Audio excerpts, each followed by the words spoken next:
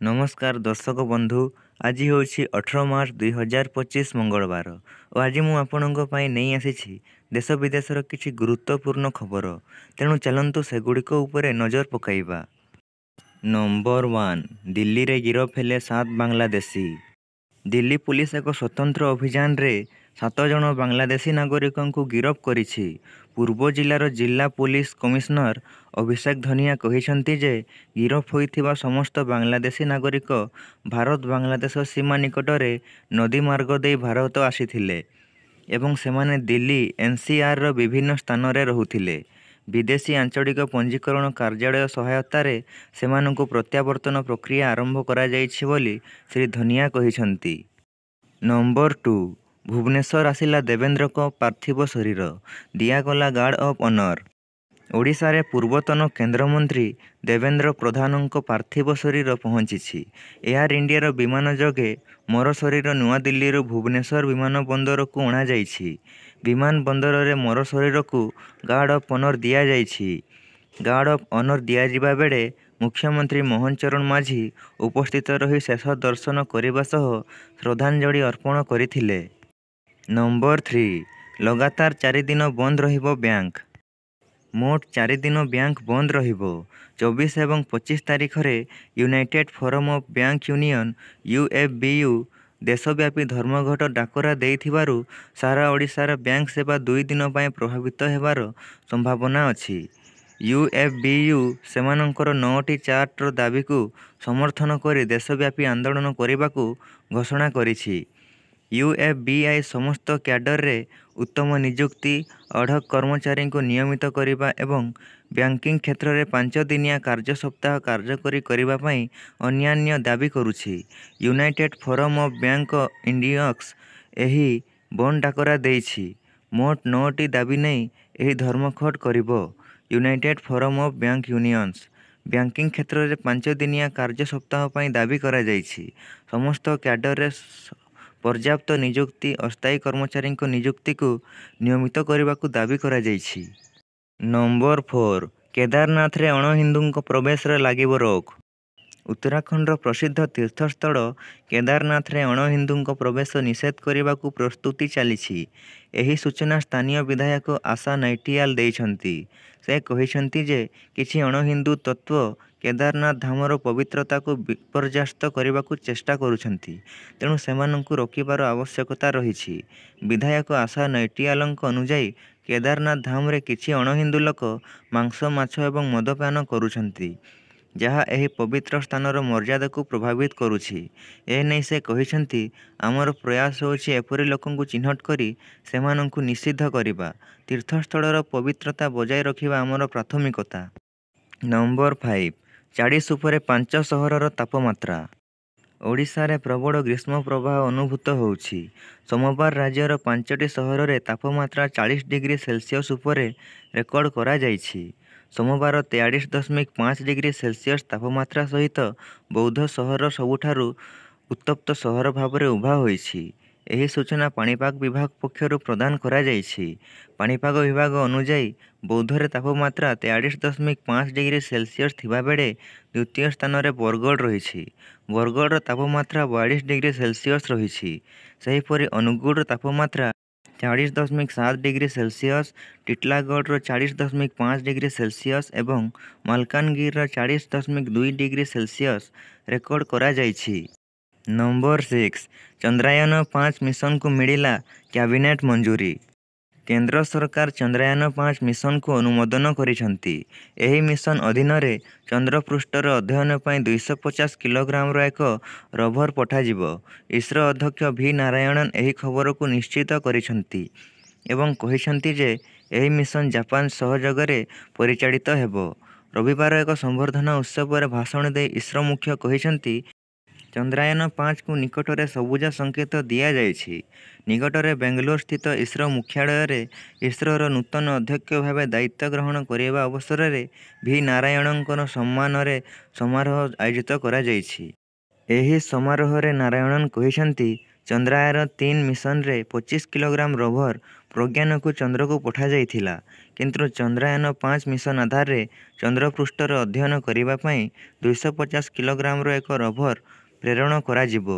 ଏହି 3 ଦିନ ପୂର୍ବେ ଆମକୁ ଚନ୍ଦ୍ରାୟନ-5 ମିଶନ ପାଇଁ କେନ୍ଦ୍ରର ମଞ୍ଜୁରୀ ମିଳିଛି। ଜାପାନ ସହଯୋଗରେ ଏହି ମିଶନ ପୂରା କରାଯିବ। Number 7 Telangana tunnel tragedy. 24 ଦିନ ପରେ ବି ଉଦ୍ଧାର ହେଲେନି ଶ୍ରମିକ। ତେଲେଙ୍ଗାନା ଶ୍ରୀ ସାଇଲାମ ବାମ କେନାଲ ବା SLBCରେ ଚାଲିଥିବା ରେସ୍କ୍ୟୁ ଅପରେସନ ପହଞ୍ଚିଛି 24 ଦିନରେ। ଅତ୍ୟାଧୁନିକ ରୋବୋଟିକ ଟେକ୍ନୋଲୋଜି ଜରିଆରେ ଅପରେସନ ଚାଲିଥିଲେ ବି ମିଳିନି ସୁଫଳ। ଅଟୋମେଟିକ ହାଇଡ୍ରୋଲିକ ପାୱାର ରୋବୋଟ ଜରିଆରେ ଚାଲିଛି ଉଦ୍ଧାର କାର୍ଯ୍ୟ। ଏହା ସହ ଉଦ୍ଧାର କାର୍ଯ୍ୟରେ ନିୟୋଜିତ ହୋଇଛି liquid ring vacuum pump. Rescue operation team ସହ ଆଲୋଚନା କରିଛନ୍ତି ବିପର୍ଯ୍ୟୟ ପରିଚାଳନା ବିଭାଗ ସ୍ୱତନ୍ତ୍ର ମୁଖ୍ୟ ସଚିବ ଅରବିନ୍ଦ କୁମାର। ନିର୍ମାଣାଧୀନ SLBC ଟନେଲରେ ଫସି ରହିଥିବା 8 ଜଣଙ୍କ ମଧ୍ୟରୁ ଜଣଙ୍କ ଶବ ଉଦ୍ଧାର କରାଯାଇଥିବା ବେଳେ ବାକି 7 ଜଣଙ୍କ କୌଣସି ଖୋଜ ଖବର ମିଳୁନି। ସେମାନଙ୍କୁ ଉଦ୍ଧାର କରିବା ପାଇଁ ଏବେ ବି ପ୍ରୟାସ ଜାରି ରହିଛି। ସେପଟେ ମାଟି ଖୋଳିବାରୁ ରୋବଟର ସାହାଯ୍ୟ ନିଆଯାଇଛି। ହାଇଡ୍ରୋଲିକ ଦ୍ୱାରା ଚାଳିତ ରୋବଟ ମାଧ୍ୟମରେ ମାଟି କାଟି ଆଗକୁ ଯିବାକୁ ପ୍ରୟାସ ଜାରି ରହିଛି। ଆଉ ଫସିଥିବା 7 ଜଣଙ୍କୁ ଜୀବିତ କିମ୍ବା ମୃତ ଅବସ୍ଥାରେ ଉଦ୍ଧାର କରିବାକୁ ଚେଷ୍ଟା କରାଯାଉଛି। ନମ୍ବର 8 ଏଣିକି ଜଙ୍ଗଲ ନିଆଁ ରଖିବ AI କ୍ୟାମେରା। ଏଣିକି ଜଙ୍ଗଲରେ ନିଆଁ ରଖିବ AI କ୍ୟାମେରା। ଏନେଇ PCCF ସୁରେଶ ପନ୍ତ ସୂଚନା ଦେଇଛନ୍ତି। ଜଙ୍ଗଲରେ ନିଆଁ ରଖିବା ପାଇଁ ଜିଲ୍ଲା ସ୍ତରରେ ଆକ୍ସନ ପ୍ଲାନ ପ୍ରସ୍ତୁତ କରାଯିବ। ଶିମିଳିପାଳରେ 5ଟି, ରାଉରକେଲା ବନ ବିଭାଗରେ ଲାଗିବ 4ଟି କ୍ୟାମେରା। ତେବେ ବର୍ତ୍ତମାନ ସୁଦ୍ଧା ବନ ବିଭାଗ 99% ନିଆଁ ଲିଭାଇବା ପାଇଁ ସଫଳ ହୋଇଛି। ସେ ଆହୁରି କହିଛନ୍ତି, ଆଗକୁ ନିଆଁ ଲାଗିଲେ ଗୃହ ବିଭାଗ ଜରିଆରେ ଓଡ୍ରାଫର ସହାୟତା ନିଆଯିବ। ଗୁରୁତ୍ୱପୂର୍ଣ୍ଣ କଥା ହେଲା, ଦେଶର ପ୍ରଥମ ରାଜ୍ୟ ଭାବେ OFMS ଫରେଷ୍ଟ ଫାୟାର ଆପ୍ଲିକେସନ ବ୍ୟବହାର କରୁଛନ୍ତି ବନ କର୍ମଚାରୀ, ଯାହା ଜଙ୍ଗଲରେ ନିଆଁ ଅନୁସନ୍ଧାନ ପାଇଁ ଉପଯୋଗୀ ହେବ। ନମ୍ବର 9 ଔରଙ୍ଗଜେବଙ୍କ ଉପରେ ବଡ଼ ମନ୍ତବ୍ୟ ଦେଲେ ସଞ୍ଜୟ। ମୋଗଲ ଶାସକ ଔରଙ୍ଗଜେବଙ୍କ କବର ମହାରାଷ୍ଟ୍ରର ସମ୍ଭାଜୀନଗରରେ ଅବସ୍ଥିତ। କେବଳ ମହାରାଷ୍ଟ୍ର ମୁଖ୍ୟମନ୍ତ୍ରୀ ଦେବେନ୍ଦ୍ର ଫଡନାଭିସ ନୁହେଁ, ରାଜ୍ୟର ବିଭିନ୍ନ ଦଳ ଯେପରିକି ଶିବସେନା, MNS ଏବଂ କଂଗ୍ରେସ ମଧ୍ୟ ଔରଙ୍ଗଜେବଙ୍କ ସମାଧି ହଟାଇବା ଦାବିକୁ ସମର୍ଥନ କରୁଛନ୍ତି। ଅନ୍ୟପକ୍ଷରେ ସୋମବାର ଶିବସେନା ନେତା ସଞ୍ଜୟ ରାଉତ କହିଛନ୍ତି, ଏହା ଔରଙ୍ଗଜେବଙ୍କ ସମାଧି। ଏହା ବୀରତ୍ୱର ପ୍ରତୀକ ଅଟେ। ଏହାକୁ କେବେ ବି ଭାଙ୍ଗିବା ଉଚିତ ନୁହେଁ। ଛତ୍ରପତି ଶିବାଜୀ ମହାରାଜ ଔରଙ୍ଗଜେବଙ୍କ ବିରୋଧରେ ଏକ ମହାଯୁଦ୍ଧ ଲଢ଼ିଥିଲେ। ତାଙ୍କ ପରେ ମଧ୍ୟ ଔରଙ୍ଗଜେବ 25 ବର୍ଷ ଧରି ଲଢ଼େଇ କରିଥିଲେ ମଧ୍ୟ ଜିତି ପାରିନଥିଲେ। ଔରଙ୍ଗଜେବଙ୍କ ସମାଧି ମହାରାଷ୍ଟ୍ରରେ ରହିଛି। ଏହା ମରାଠାମାନଙ୍କ ବୀରତ୍ୱର ପ୍ରତୀକ। ନମ୍ବର 10 ଓଡ଼ିଶା ପାଲଟିଛି ବ୍ରାଉନ ସୁଗର ହବ୍। ପ୍ରତ୍ୟେକ ଦିନ ନିଶା କାରବାରରେ ଅନେକ ଧରାପଡ଼ି ଜେଲକୁ ଯାଇଥାନ୍ତି। ଏହା ଏକ ନିତିଦିନିଆ ଘଟଣା ହୋଇଥିବା ବେଳେ ବ୍ରାଉନ ସୁଗର ହବ୍ ପାଲଟିଛି ଓଡ଼ିଶା। ଏନେଇ ଗୃହରେ ମୁଖ୍ୟମନ୍ତ୍ରୀ ମୋହନ ମାଝୀ ଲିଖିତ ଉତ୍ତର ରଖିଛନ୍ତି। 3 ବର୍ଷରେ 77.344 କେଜି ବ୍ରାଉନ ସୁଗର ଜବତ ହୋଇଛି। 5,920ଟି ମାମଲାରେ ଗିରଫ ହୋଇଛନ୍ତି 7,289 ଜଣ। ସେହିଭଳି 4,436.76 କ୍ୱିଣ୍ଟାଲ ଗଞ୍ଜେଇ ମଧ୍ୟ ଜବତ ହୋଇଛି। ନମ୍ବର 11 କଲିକତା ଆର୍ଜିକର ବଳାତ୍କାର ହତ୍ୟା ମାମଲା। ପୀଡ଼ିତାଙ୍କ ବାପା ମାଙ୍କ ଆବେଦନ ଖାରଜ କଲେ ସୁପ୍ରିମକୋର୍ଟ। କଲିକତା ଆର୍ଜିକର ମାମଲାର ଶୁଣାଣି କରିବେନି ସୁପ୍ରିମକୋର୍ଟ। ପୀଡ଼ିତାଙ୍କ ବାପା ମା ନିଜ ଝିଅର ଦୁଷ୍କର୍ମ ଓ ହତ୍ୟା ମାମଲାର ନୂଆ ଭାବରେ ତଦନ୍ତ କରିବାକୁ କୋର୍ଟରେ ଆବେଦନ କରିଥିଲେ। ଏହା ଉପରେ ଶୁଣାଣି କରିବା ନେଇ ସୁପ୍ରିମକୋର୍ଟ ମନା କରିଦେଇଛନ୍ତି। ସୁପ୍ରିମକୋର୍ଟ କହିଛନ୍ତି, କଲିକତା ହାଇକୋର୍ଟଙ୍କ ନିକଟରେ ଆବେଦନ କରନ୍ତୁ। ପ୍ରଧାନ ବିଚାରପତି ସଞ୍ଜୀବ ଖାନ୍ନା କହିଛନ୍ତି, ଆମେ ଏହି ମାମଲାରେ କୌଣସି ଟିପ୍ପଣୀ ଦେଇପାରିବୁନୁ। ଆବେଦନକାରୀ ହାଇକୋର୍ଟଙ୍କ ଆଗରେ ମାମଲା ଉଠାଇ ପାରିବେ। ପୀଡ଼ିତାଙ୍କ ବାପା ମା ଏହି ମାମଲାରେ ଅନ୍ୟ ଲୋକଙ୍କ ଭୂମିକା ଜାଣିବା ପାଇଁ ନୂତନ ଭାବରେ ତଦନ୍ତ ଦାବି କରିଥିଲେ। ସୁପ୍ରିମକୋର୍ଟ କହିଛନ୍ତି, ପୀଡ଼ିତାଙ୍କ ବାପା ମା ଏହି ଆବେଦନ ହାଇକୋର୍ଟରେ ଦାଖଲ କରି ନିଜ କଥା ରଖନ୍ତୁ।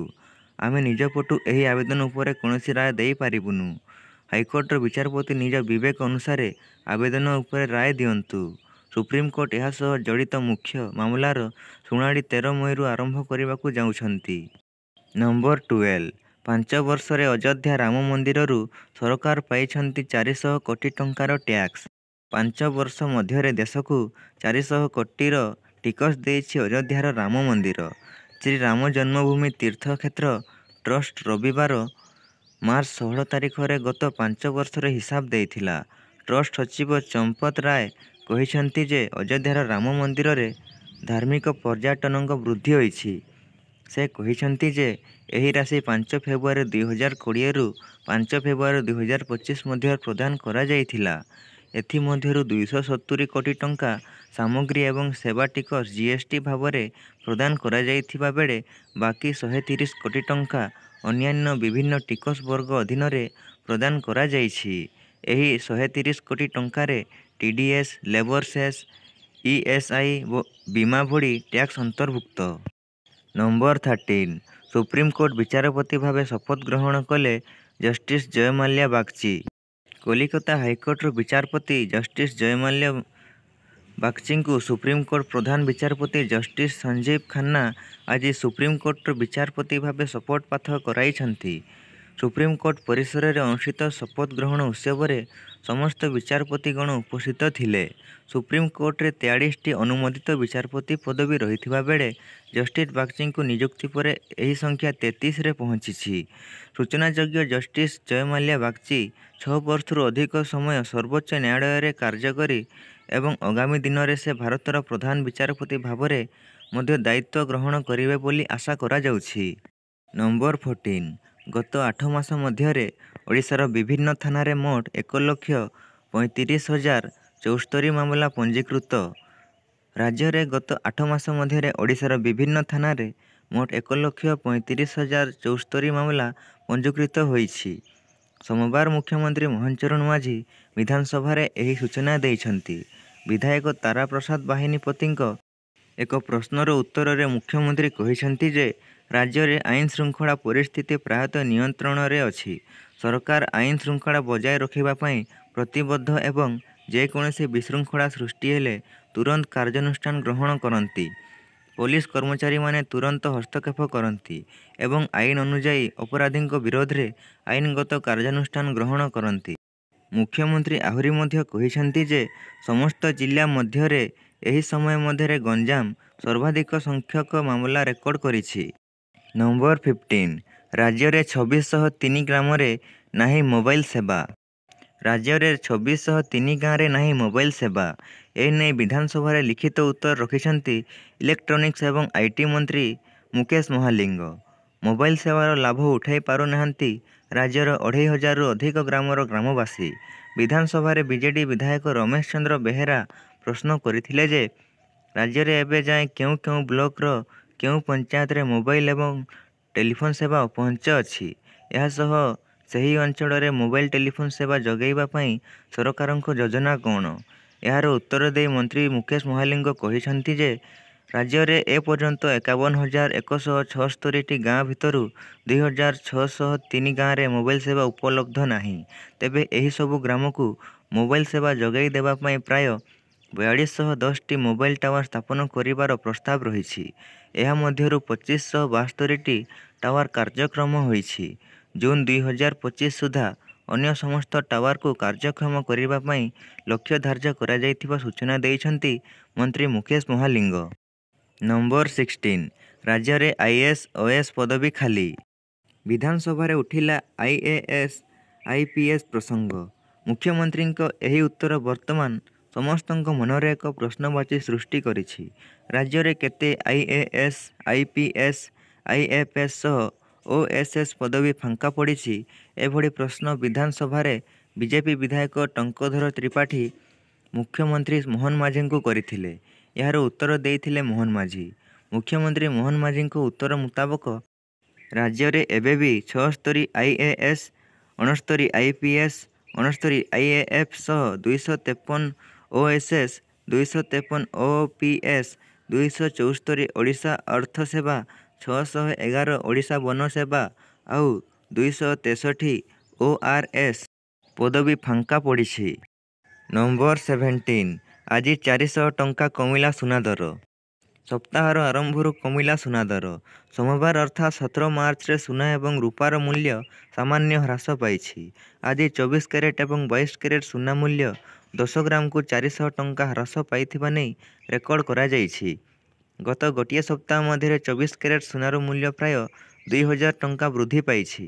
ବର୍ତ୍ତମାନ ଦେଶର ସମସ୍ତ ସହରରେ 24 କ୍ୟାରେଟ୍ ସୁନାର ମୂଲ୍ୟ ପ୍ରତି 10 ଗ୍ରାମକୁ 88,000 ଟଙ୍କା ଉପରେ ରହିଥିବା ବେଳେ 22 କ୍ୟାରେଟ୍ ସୁନା ପ୍ରତି 10 ଗ୍ରାମକୁ 81,000 ଟଙ୍କା ରହିଛି। ସେହିପରି ଆଜି ରୂପା ମୂଲ୍ୟ ମଧ୍ୟ ହ୍ରାସ ପାଇଛି। ବର୍ତ୍ତମାନ ଦେଶରେ 1 କିଲୋଗ୍ରାମ ରୂପା ମୂଲ୍ୟ 1,02,900 ଟଙ୍କା ରହିଛି। ନମ୍ବର 18 ପୋଷ୍ଟାଲରେ 21,423 ପଦବୀ ଖାଲି। ପୋଷ୍ଟାଲରେ ନିଯୁକ୍ତି ନେଇ ବଡ଼ ସୁଯୋଗ। ଏହାର ଅଫିସିଆଲ ୱେବସାଇଟ୍ ପେଜରେ ଯାଇ କରିପାରିବେ ଆବେଦନ। ଗ୍ରାମୀଣ ଡାକ ସେବକ GDS ପଦ ପାଇଁ ବାହାରିଛି ବିଜ୍ଞପ୍ତି। ବିଭାଗ ପକ୍ଷରୁ 21,413 ପଦ ପାଇଁ ବାହାରିଛି ବିଜ୍ଞପ୍ତି। ମାର୍କ ଆଧାରରେ ଆବେଦନକାରୀଙ୍କ ଚୟନ କରାଯିବ। ଦଶମ ବୋର୍ଡ ପରୀକ୍ଷା ନମ୍ବର ଆଧାରରେ ନିଯୁକ୍ତି ମିଳିବ। ଅଫିସିଆଲ ୱେବସାଇଟ୍ indiapost.gd.online.gov.in ରେ ଯାଇ ଇଚ୍ଛୁକ ପ୍ରାର୍ଥୀ ଆବେଦନ କରିବେ। ଏହାପରେ ଆପ୍ଲାଏ ଅନଲାଇନ୍ ଟ୍ୟାବକୁ କ୍ଲିକ୍ କରି ଆପ୍ଲିକେସନ୍ ଷ୍ଟାଟସ୍ ଅପସନକୁ ଯିବେ। ରେଜିଷ୍ଟ୍ରେସନ ନମ୍ବର ଦେଇ ସବମିଟ୍ କରିବେ। ଏପରି ଭାବେ ଅନଲାଇନରେ ଆବେଦନ କରିବାକୁ ପଡ଼ିବ। ନମ୍ବର 19 ସୁରକ୍ଷାକର୍ମୀ ଆତଙ୍କୀ ମୁହାଁମୁହିଁ। ଜଣେ ଆତଙ୍କୀ ସଫା। ଜମ୍ମୁ କାଶ୍ମୀର କୁପୱାରରେ ସୁରକ୍ଷାକର୍ମୀ ଓ ଆତଙ୍କବାଦୀ ମଧ୍ୟରେ ଗୁଳି ବିନିମୟ। ଆତଙ୍କବାଦୀଙ୍କ ଗୁଳିରେ ଜଣେ ଯବାନ ଆହତ ହୋଇଛନ୍ତି।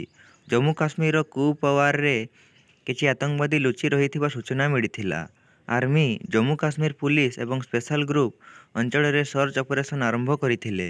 ସୂଚନା ଅନୁସାରେ ହନ୍ଦୱାଡ଼ା, କ୍ରୁମହୁରା, ଜଚଲଦାର ଅଞ୍ଚଳରେ ଆତଙ୍କୀ ଲୁଚି ରହିଥିବା ନେଇ ସୁରକ୍ଷାକର୍ମୀଙ୍କୁ ଗୁଇନ୍ଦା ପକ୍ଷରୁ ଖବର ମିଳିଥିଲା।